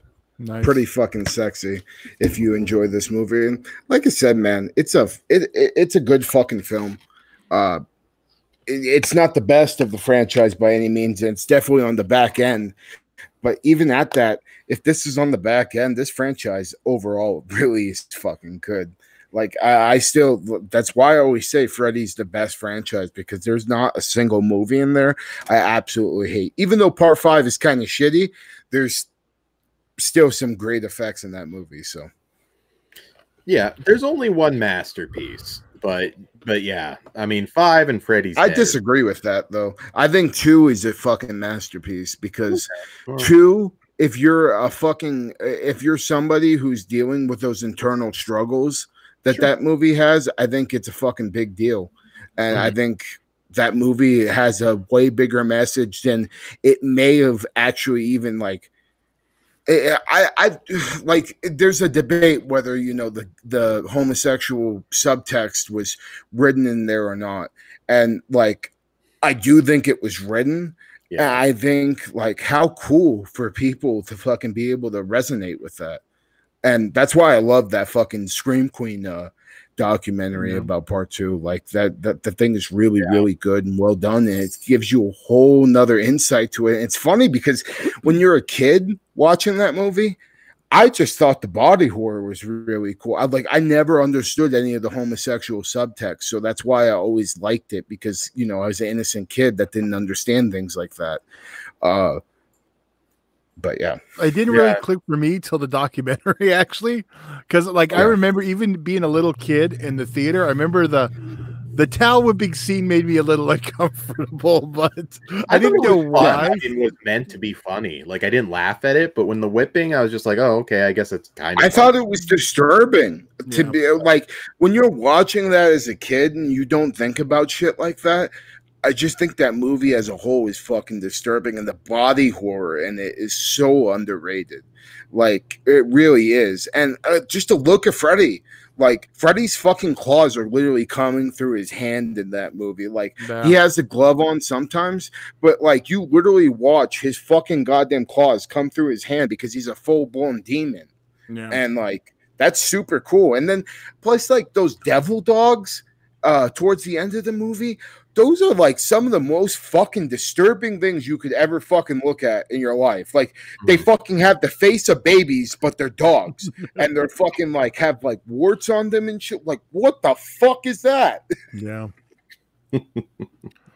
Yeah, I will say 2 is very unique for the time, casting Mark Patton, and I mean I think it's pretty clear that it was all intentional in the script. I was going to say, but I don't think it clicked for everyone. No, that writer's a fucking asshole. He knew what he was doing. Yeah, totally. Yeah. I mean, there's no way comes off like he knew.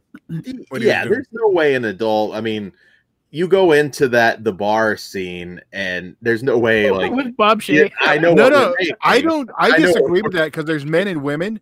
It could have just been a biker bar. I believe Bob Shea when he says he did not know, because he has no reason not to say he wouldn't. Yeah, like especially now that New Line's dead or something. I don't know.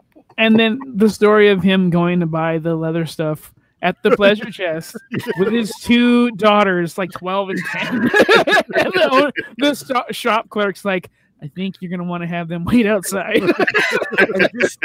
Now that we're talking about part 2, I just want to say, like, Robert Englund's performance is way darker than anything else. Like, it had the same tone he had in the first movie, and I think that's why it's so high on my list, because he's fucking mean. Like I love Freddy when he's fucking mean. And he just doesn't give a I love the one-liners, but I like when they come naturally, when it's just him being a piece of shit and not him trying to be funny. And unfortunately, the franchise eventually gets into him trying to be funny, but 1 and 2, like it just, if you go and watch those back to back, the tone of Freddy is very, very much the same, where he's a fucking true monster. That's why I'm torn on 3, because I really like it, but it really changes what what Freddy's been up until then. But like, I 100% 2 is the one I've watched the most out of the franchise. So yeah, no, 2 is like I said, it's the subtext there is there, but fucking just go and watch that movie for the body horror alone. You know what? It's funny. The same people who are like talking all this shit on this love Top Gun. I'm like, well, I got some news for you. So, did you ever hear? I can't remember. I want to say it was David Dakota and David Duvall that told the Top Gun story that there was like a test screening and somebody referred to it as the gay fighter pilot movie. They had to add in Kelly McGillis or something. I don't know a lot about that movie, but like specifically because the producers panicked. It's like, we made a gay fighter pilot movie. We got to, give him a girlfriend or something. All right. I hope the second one they go full gay. Why not? They need to recreate the all right, Dan, scene and have Val Kilmer's all old right, man here we go. bouncing around. The gravity when he gets... just you know what? All right, Freddy Krueger. Let's talk. Oh my god, I'm fucking pissed.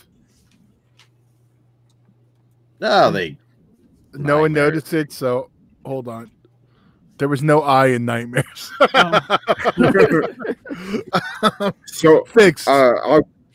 I'll gladly go first on this. So Freddy's Nightmares, fucking a show that's, I think a lot of old school horror fans remember and shit. Unfortunately, as a Freddy fan, like haven't really watched that many of these, and going back and rewatching this first episode, this was way shittier in my head than I remember it being. And it's really not that shitty. Like, it's pretty good. It's still shitty, but it's shitty, but it's cheesy as fuck. And it's just goddamn fun. Like, if you're a true Freddy fan, this is fun as fuck. And shout out to it being directed by Tobe Hooper. I thought that was fucking rad as shit. I didn't know that. I probably watched this first episode maybe 3 times before I've watched it this time. But yeah, I really like the fried chicken kill too. Like when the dude is eating the fried chicken on the plate, and then the chicken falls in the blood, and it's clearly ketchup. Right. But I mean, it's good fucking fun. And then the Freddy, like when you're in the POV of Freddy and you're watching him like looking on the children and shit, and you just hear these kids screaming. Yeah. That's kind of eerie as fuck, to be honest. Also, I love when they light Freddy on fire. I think this is kind of my favorite rendition of actually seeing that happen. Just because like he's talking shit to them while he's on fucking fire. It's awesome. And the whole episode is just way better than I remember it. Like, I love the dentist scene with Freddy with all the different drills and shit on his glove. And even though, like, they couldn't go super gory because, it's a fucking TV show, they accomplished way more than I remember them accomplishing watching this a couple of years back. So I enjoyed the fuck out of this goddamn thing. And I think it's time that I go back and rewatch every single episode of Freddy's Nightmares after watching this. Well, I feel you on that. I will say there's 7 episodes that have Freddy in them, like as the lead character. But Dan, you want to go? Well, I will say, if you've never watched these before, I can totally understand why you'd want to see the Freddy episodes, but the show, it's not very good. It's cheap as shit, and it looks it. It hasn't aged well. Like most of that era syndication, though. Well, I'll tell you, though, around that same time, there were some pretty good horror shows. This in particular just does not look good. There's probably a couple good episodes if I revisit it, but this was never, even back then. When now you're gonna have Krueger on you and Jason on you. I'm just warning you. Well, you got monsters. You got Friday the 13th, which is fantastic. She-Wolf. But okay, I'm gonna pause you right there. Friday the 13th, which probably had the highest budget. Watch Monsters. It's cheap as fuck. Tales from the Dark Side, cheaper than Freddy's Nightmares. So stories, cheap as fuck. No, my God, no. Watch Tales from the Dark Side. Does not hold up at all. At all. I did episodes of that though. I'm on season 2, and I've had like 2 maybe I call good. What about this episode, Dan? Yeah, not the show as a whole. Honestly, even this is not fantastic. The ones that have Freddy in it, I mean, there's some interesting ideas, but so I'm guessing Dan will not be participating as we redo the series. I maybe I'll be surprised. No, we're kicking him off the fucking show. It's you and me. Yeah, I don't know. Revisiting each one, I feel like there's going to be a lot you're going to have trouble defending on this one. Oh, this show isn't great, but it's not. What's the word I'm trying? It's not good, but it's still pretty fucking good. Can you name a horror show? It's not good, but it's fun. Yeah, and that's the truth. If you're a fan of this franchise, this show is like I watched I think 1 to fucking 3 or 1 to 4, and like even the episodes that don't have Freddy in it, it's got that. It encompasses that 80s low budget horror feel, and if you like 80s low budget horror, I recommend it. I don't want to tell you. I don't know. I don't want to say who directed episode 2, the one with Lori Petty, probably the one Dan loves. Everyone's favorite master of horror. Nick. So is it Nick? You know what? I actually really like this episode. I kind of, for me, the only thing it's missing is Dick Wolf, because this could have been a awesome Law and Order SVU episode, and I love that fucking show. Can you guys imagine them covering the prequel part of the Freddy story? Dude, Toby Hooper does what he can with the budget he has, and it's Toby Hooper and fucking Robert Englund. I'm not gonna hate on this. It's top notch. It's only down from here. Better than the Mangler. Like the fried chicken kill is fucking hilarious as fuck. Like, just the fact that it legit looks like just straight up ketchup fucking being poured on the fucking paper plate is fucking gold. Yeah. I do. I remember very clearly. Halloween night, 1988. Being so excited we were going to have a Freddy television series, especially after that nonsense we got from Friday the 13th, which I did grow to enjoy also, but that was like 10 years, if not later. Oh, really? You didn't like it back then? No. Those first 2 seasons, dude, are so good. I understand that, but I turned on to watch the Jason show, and I got some fucking people in the fucking gift shop. Then I finally gave it a chance later. Which would also be an awesome SVU episode. Yeah, Halloween night, it was, I think I had to stay up till midnight because it was in syndicate. No, you know what? It was 10 o'clock directly after the news, or 10:30, whatever it was. And so with the news opening, it's very like you're watching TV and then the news. So it like worked really well. That's but it was a triple feature that all debuted that night. It was that followed by the hour making of Nightmare on Elm Street Part 4. Followed by Elvira, Blood on Satan's Claw, which I still have this tape somewhere in the closet. Yeah, I would have stood up for that shit too, dude. I did fall asleep before Elvira finished, but I did record it still. Okay. So nice. It was like, it was like, and it's not perfect, but it's still fun. I love the origin. We switch it up a little. Dan, you need to stop being a dickhead over there, by the way. You keep shaking your head when others are giving opinions. That's fine. My head. Krueger. I'll fix this shit. Okay. I was gonna say Freddy Krueger in a Pope mobile in the courtroom is fucking hilarious to me. Yeah, and like if those aren't familiar. Yeah, if those of you who aren't familiar with the series, it is an anthology other than the 7 episodes I mentioned of the 44. Freddy does open and close each episode. Oh, I mean, he has bits throughout, sort of like a Viber would do. And each episode other than the 7 have 2 stories. So it is, an anthology.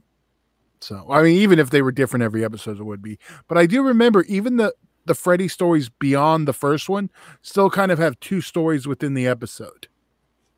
So, Yeah. My second favorite one is Freddy's Tricks and Treats, which, damn it, we should have done because that's the Halloween episode. But well, doesn't mean we still can't watch it. I was like, the month's not over yet. Right. Yeah. But all right, okay, so. All right, we did that one. Well, this is the one I'm interested in talking about. A lot more interested than I thought I'd be. All right, well, who wants to go first? I'll go first. Go for it. So the Confessions of Fred Krueger, I had watched a few years ago. And it's way better than I remember it being rewatching it this time. The soundtrack's really good. And the acting is fucking solid. Especially by the guy who plays Freddy. I think he does a pretty good job.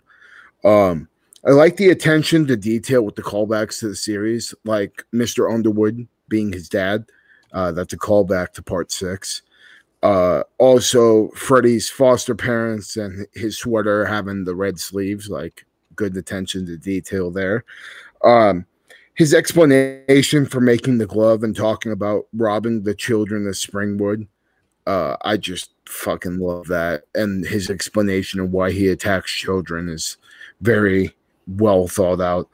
I also liked how Freddy's an arsonist, because obviously that calls back to later on what happens to him. And also the reasoning for him wanting that fucking cigarette gold. So yeah, I enjoyed the fuck out of this fan film. And I kind of wish they gave us more. I would like to see how they would accomplish watching Freddy, go back to the place and burn and shit. And also what they would do with just Freddy in general. Like, it's funny that we watched this in Krueger Tales from Elm Street, because I almost wanted the same thing we got from Krueger Tales of Elm Street with the Confessions of Fred Krueger, because I think it's just a little bit better. Yeah, I'm not going to argue with that, but I'll hold off on mine. Dan? Well, I definitely learned that Elm Street fan films are a lot better than Friday the 13th overall. Before Krueger flips out, I'm not even going to argue with that one. I like these way better than the. There's a lot more. There's a lot more character stuff you can do in these, but yeah. Yeah. No, I'm sorry, I had to agree with Dan, but I do. I'm just there's good. There's good Friday. But I wasn't being a dick about it. There's good Friday the 13th ones too. But overall, just asking to get smacked when we fucking finally meet up. But you got to admit, you can do more with Freddy Krueger as a character. I think it's easier to fuck up Freddy though. Yes. Now, I can see a lot of people complaining because, once again, they're not enough like Robert Englund. I think each guy's got to bring it to life in his own way. I think here they do that. And, yeah, I think there's more to fill in. There's more. You can tell a more interesting story as far as a fan film goes. And I like this. Just straightforward, face-to-face, kind of police procedural type thing with Freddy, and it works for me. I thought it was actually worth watching. Yeah, I dug it. Right on. So again, I can use a little more Dick Wolf. Hold on. Did you talk about the other one, Dan? Oh, you want me to hit both? Yeah, absolutely. Wait, I didn't even hit the other one. I didn't catch that's why I did it. Okay, no, that's fine. Then we'll just do the first one. Okay. Go ahead. Okay. Yeah, most of my points are like on both of them. So I really like Confessions of Fred Krueger. I'm gonna hold off my other stuff till we talk about the other one. So word. So once again, though, Dick Wolf would make this extra cool. But like Law and Order SVU, they refer to these type of storytelling as bottleneck episodes, where it's just like a confession or like an interview. It's just to save money, and you can tell they did this on the cheap. I think they overdid it on the soot. Like, you didn't really need to be racist blackface. That was a little bit much. I'm not even offended. I love that. That's a lot, dude. It was a lot. I totally get it. The hands are cool. Like, here, like, wipe it down. When he wipes it on himself, that's the other part that's like I didn't like. He's going to war, but like I would like for that to be like child's blood or some shit. But again, that's when we get into our remake, we'll do it. But no, I thought the confession was excellent. When he got the cigarette and he did not start smoking, I'm like, what the fuck's your problem? And then like, perfect. I felt stupid for asking, because that's partly how he got off, and that's fucking genius. And then when we find out who was interviewing him, like, oh my god, that's even better. So that's pretty fucking cool for not even just for a fan film. The idea is fucking awesome, and for a fan film, it's pretty good, pretty goddamn good. All right, Krueger, let's go straight to Tales from Elm Street. So Tales from Elm Street, I've been a fan of for a while. I've watched these multiple times. And the guy who plays Freddy, man, he's fucking scary, scarily similar to Robert Englund in some of his facial features. Definitely does a nice job too. I like his interpretation of Freddy. Well, not even Freddy, but Fred Krueger. And I like the fact that he's just kind of a normal fucking member of the fucking neighborhood, a wolf in sheep's skin, if you will. And I also like the story arc with Nancy. And just like when Freddy's like listening into her, it's creepy as fuck. Also, I like the callback to 6 with Catherine, his daughter. I thought that was a nice touch. It doesn't hold back on child violence either. I mean, we see a kid get fucking killed pretty fucking goddamn hardcore. The gore could have been better. I think the blood was maybe a little too watery. But that being said, mixed in with tears, it happens. Also, the scene where Freddy gets killed by the people in town, I think it's very well done. I love the song that they played in the background. I just thought that whole scene was very, very good. Unfortunately, after we see him get burned, though, it kind of drops in quality, I think. I kind of wish they would have ended it there, because everything else we get just doesn't look that great. The burn makeup on Freddy, I mean, you can literally see like the latex, and it doesn't look that great. But even at that, this is a fan film, and my biggest criticism for this, just because I've been so spoiled with stuff like Never Hike Alone and the other fan film we covered tonight, The Confession of Fred Krueger, my biggest criticism is this feels like a fan film, with some of the acting and some of the shots at times, but overall it's fucking totally worth your time, because this guy looks like Robert Englund and he has a very good performance. And also, I did like their little take on Wes Craven's New Nightmare on the last episode, because this is a 6-part series, and the last episode is very reminiscent to Wes Craven's New Nightmare, with it like breaking the fourth wall and stuff like that. And I thought that was nicely done, even though, you know, it wasn't the best episode. I dig the creativity, and I enjoyed this. First 3 episodes are very good. After that, you could probably skip out on them, but I highly recommend the first 3 episodes. Yeah. You can tell I believe it's the 4th one was shot first, actually. You can tell that one is definitely an earlier one. Basically the prequel one, I guess we'll say, the one that's like kind of But okay, I guess we'll do Dan next, because he'll probably piss in the punch bowl. So. No, not at all. I think the Elm Street ones are good. Robert Lombardi, I think, did a great job as Fred Krueger. I enjoyed his what he did with it. I mean, you know, similar in ways to Robert Englund, but also making it his own, not just, you know, mimicking him completely. it's a ballsy one. Again, they show quite a bit. Not so much direct gore, but it's definitely mean. It's definitely when he's, you know, touching Nancy's mom's pregnant belly and everything. I was like, oh wow, that is creepy and that is cool. And they do a pretty good job over these episodes of tying in a lot of stuff for the series. Which again, I'm not the biggest fan film guy, but at the same time, this I think did it well. And yeah, it's not sure what the runtime if you watch them all, but it's still, you know, it's under an hour. Yeah, it's pretty short. It's worth your time, and yeah, Robert Lombardi. I'm curious to see what else he's done actually, because he does a good job.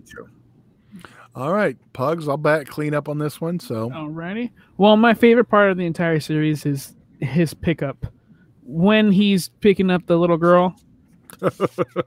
Like, we're warned as a child not to fall for this bullshit, but again, you're a child and it happens. And when he goes, "Oh, you're Susie," I'm like, I got mad. I'm like, man, I like these jokes, but you're making it real. Dan's man. over there making notes.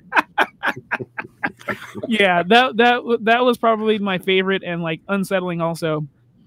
We need that in the actual series, so please and thank you. Yeah, it's overall it's fucking fantastic. It does dip in quality towards the end, and I didn't really care for the I think his name was Umberto. Yeah, that was just like could have been like a stinger, an after credit thing. That one didn't really hit anywhere special for me, but everything else is pretty damn cool. We didn't hit on the stinger from the first one where we have Nancy at the end of the boiler room, which I thought was really cool. Yeah, there have been both petitions for both Roberto Lombardi and Kevin Roach to play Freddy in a feature. So the fan reaction has been positive. That said, my thoughts. I really like both of these. And I really like that they're both their own take on Freddy. And they're both not the same prequel. If you watch The Confessions of Fred Krueger, that is 100% Freddy moving into 1 and 2. We don't have the backstory set up. We don't have, the other stuff. Whereas the Krueger Tales from Elm Street, as you mentioned, 6, it kind of plays off once the mythology's been laid and kind of filling in the blanks. So we have, Freddy is the family man like 6 and all that other stuff. Whereas the other one is, we don't really know much. So he's like an arsonist. He's not like a father. It's all that stuff. So I like that it was 2 different takes.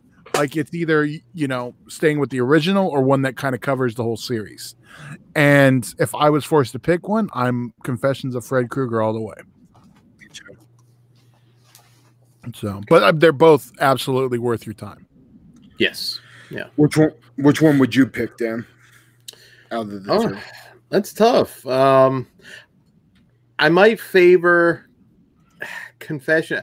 I don't think the new Nightmare portion works because we don't know these people. That concept's, they're fan films, so it still works. I thought it worked. It works okay, but I'm just saying, like, nobody knows Robert Lombardi like they do Robert Englund, so that's some of the fun's not there. But I did like the idea of like Freddy haunting Freddy. How do I put it? Well, like Freddy just being his own demon. It's not that he's tied to Robert Englund or anybody. If you start to play the Freddy role, he starts to haunt you. Like I don't know. I dug that.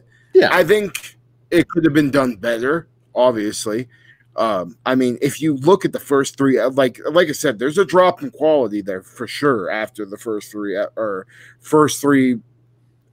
Maybe first 4.5 episodes, but just that Robert Lombardi guy like looks way too much like Robert Englund, and it freaks me the fuck out. Like I loved, and his dialogue was pretty well written. Like they did a good job of making him actually creepy, and also though, like with the Confessions of Fred Krueger, I also like that rendition of Freddy because it was much more, I don't know, maybe believable, if I would say that. Just like, and it's still called back to shit in the series too, which was cool. I want to see more from the people that put out the Confessions of Fred Krueger, because I think that was some quality work. He Nathan Thomas Milner, he did I know he did a Star Wars fan film. He did another one. They haven't really revisited that. He's actually an artist. He's done a lot of the Scream Factory covers, or the early ones, the ones I actually prefer. So wow, really? Yeah. Todd, I think you'd be down for this. We should do a fan film with Guy Cool, who you've brought up. I think he has a strong resemblance to Freddy in features. Younger Robert Englund. Yeah. I agree. He's thinking. I think you guys are on crack. Okay. His face is Robert Englund. Yeah. But the one thing I didn't know, and I would have thrown this one in there, that Roberto Lombardi does the voice of Freddy Krueger in, if everyone knows Rick and Morty, in Bitch, the Scary Terry story. Yeah, that's awesome. I know that. Yeah. So now we got to find that. You got Scary Terry there? Yeah, I had one. I dropped it. Well, we were going straight into merchandise, so what'd you drop? Get that son of a bitch. Well, I'll fucking just pull this fucker out. I got the Masters of Universe. Yeah. Nice. Which comes with the glove that pops on his fucking hand. Yeah. It's pretty cool. I also like I have a bunch of NECA shit. Yeah. It's cool as fuck. All right. I got 18-inch NECA figure. That's fucking awesome. It's in a place where I can't reach, so I'm not even wait. Is it the one behind you, like the Myers one? Yes. Is it the red sweater one? The red sleeves? Yes. I hate you. I'm just sorry. Because I the only it's one in good hands though. That is true. I do have the new Nightmare Freddy one. Oh, that's cool. That's cool and too. I have Captain Spaulding, so that's all that matters. I have Captain Spaulding, and it's signed. Actually, I don't really. Oh, that was one of those like, do you want me to put it to you? I'm like, that's a stupid question. I didn't. This was before I started like collecting a lot. And like, people just buy this to sell? Fuck those guys. This is mine, Mr. Egg. Like, please. And he's like, okay, cool. Because I was a fucking child. Yeah. I got there he is. Oh, there he is. Fuck yeah. Dan's like, I don't know what Scary Terry is. You guys are talking some foreign language. One of the cheapest, even though he acts like a hipster. One of the most cost-effective, I should say, and very fucking cool collectibles is the Freddy Krueger bank. I have it right here. The resin one, yeah. The resin bank. It was only $20 when it first came out. I'm like, are you serious? I bought like 3 of them. I gave one to one of my friends. I have one in a box, and I have this one that's open. It's fucking detailed as shit, and like that price, you can't go wrong. I love that fucking thing. That's my favorite. And I have some gloves around here, but again, I don't want to reach it. Yeah. Right. My cat's Freddy clawing my shorts, by the way, so it looks like I'm diving at something. Yeah. String or something. I'm like, goddamn cat. Well, the NECA figures for Nightmare on Elm Street are really nice. They do one, or back in the day when they were in the old clamshell packaging, they did 1 through 6. But once they returned with the Ultimate line, they did 1 to 3, and all of those are fucking fantastic figures. I highly recommend them if you're a Nightmare on Elm Street fan, especially the first Nightmare on Elm Street figure. It's fucking beautiful. The extra heads it comes with are really cool. It's got like an iconic grin. Also, he comes with like a fucking hand where he cut 2 of his fingers off and it's bleeding green blood and shit. Oh, nice. And also comes with the head where when Tina fucking rips his face off, and it's just the eyeballs and the fucking the skull face. That one. Okay. Fuck yeah. Yeah, it's got one of those in it. Also comes with the fucking phone with the tongue, which is nice. That's cool. It's literally I think the ultimate Freddy figure. But if you can find the clamshell original fucking packaging of it, that comes with these alternative arms that stretch out like he does when he's in the alleyway, which is fucking sick as shit. I used to have that figure. Some me fucking sell it. So, but yeah, that's.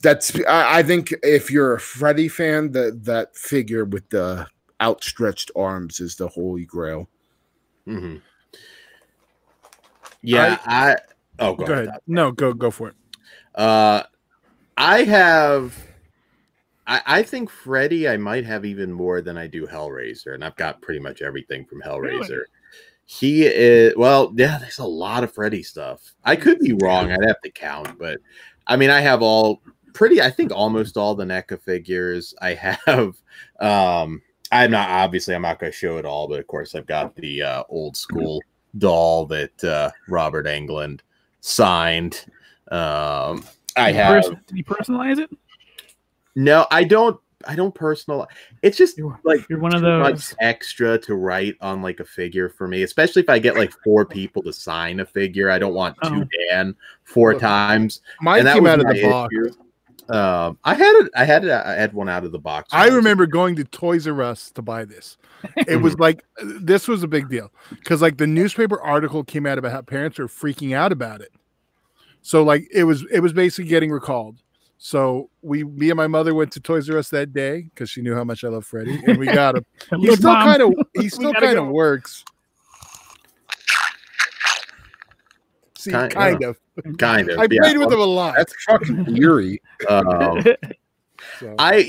thing that I have, it's the one that even to this day I'm conflicted about opening it. I haven't, but not an older piece of merch, but the toaster, because I've wanted Freddy toast, but toasters break eventually, and that's always been my attitude. And I get another one just so I could have Freddy toast. So here's a good question: do you guys remember your first piece of Freddy merchandise? The pull string. I do, and I still own it, and I should have grabbed it because I know where it is, and that is a Freddy yo-yo. Which I still know where it is, but also the same day, Freddy and Jason squeeze balls. They were just little balls, and you put water in them, and they spit water. I know exactly what you're talking about. So, I do not. Yeah, my first Freddy piece of merchandise was this Freddy plush. It doesn't come with the hat or anything, but my fucking dad got it for me one Christmas as a fucking joke because he thought it was hilarious that like out of everybody I liked Nightmare on Elm Street. So he bought like this weird plush, and it has like it's not even like a full plush. I don't know what the fuck you call them. It has like a normal sculpted head and a normal sculpted arm, but the rest of it is plush. And that was my first item. And then after that, I remember getting the new Nightmare Freddy from NECA, the first line when they were running the cult classic line. Yeah, it was before they went super crazy with the articulation and stuff, and they were kind of more of statues. I had the new Nightmare Freddy, and that was like one of my first horror figures I actually remember buying. I have to correct myself because I wasn't thinking.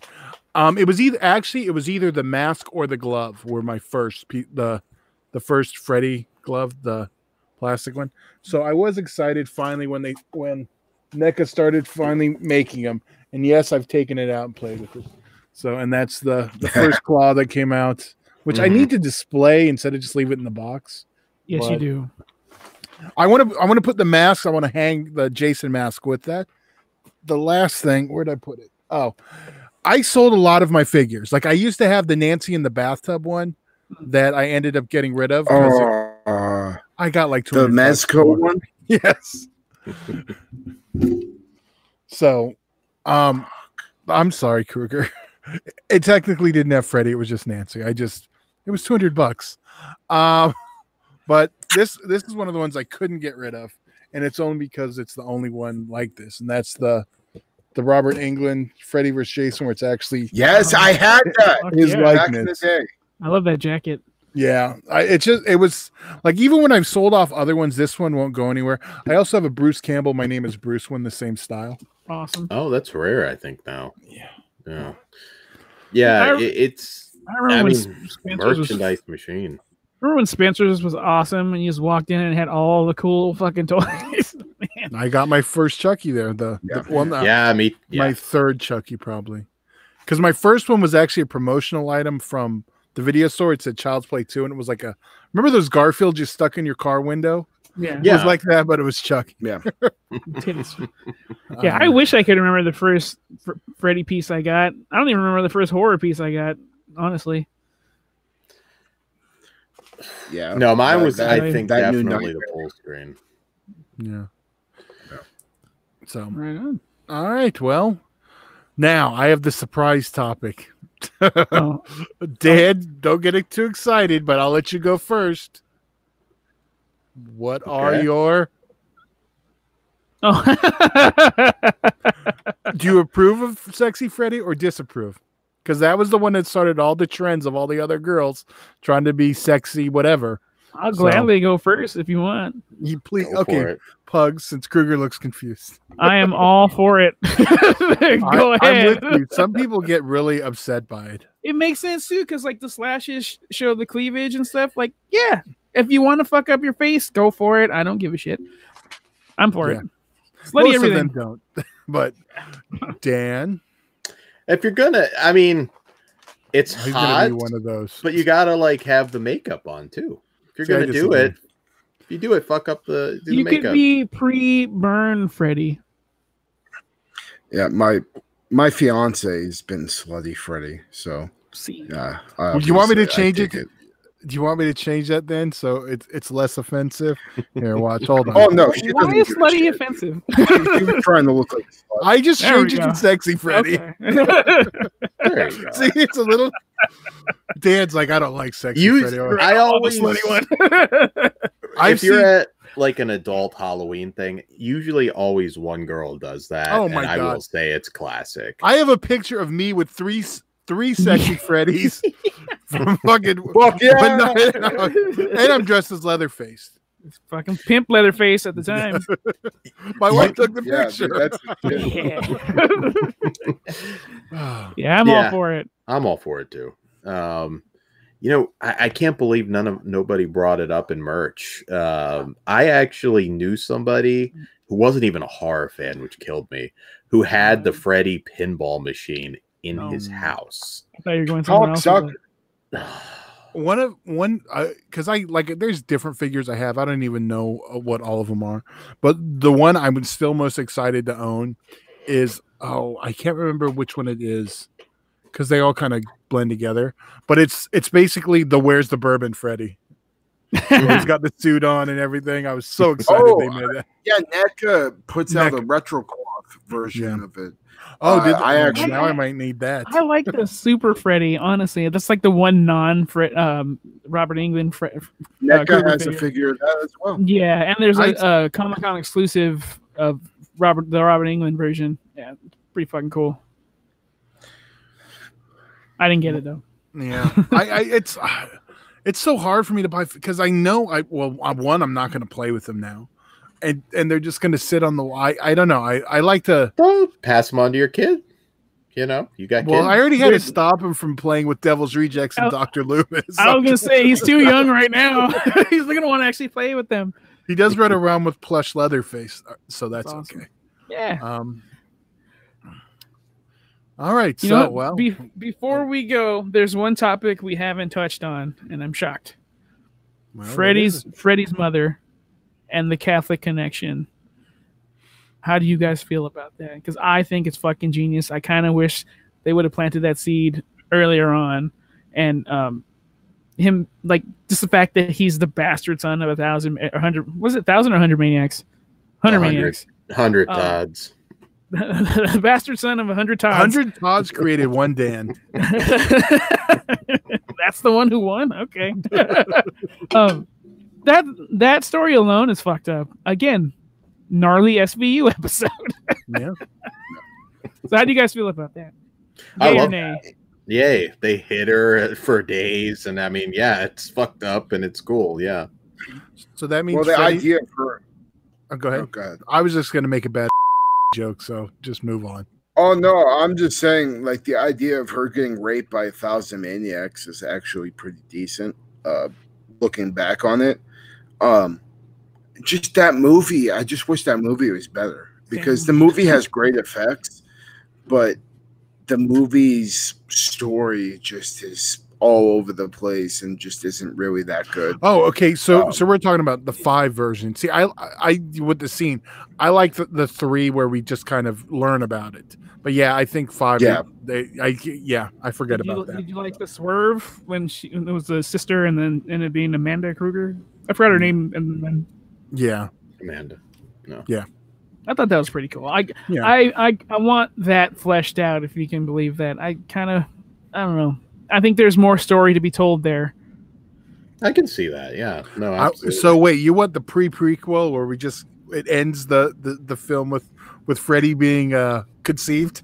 Yeah, where the 2 assholes just lock the door and then you hear help and credits.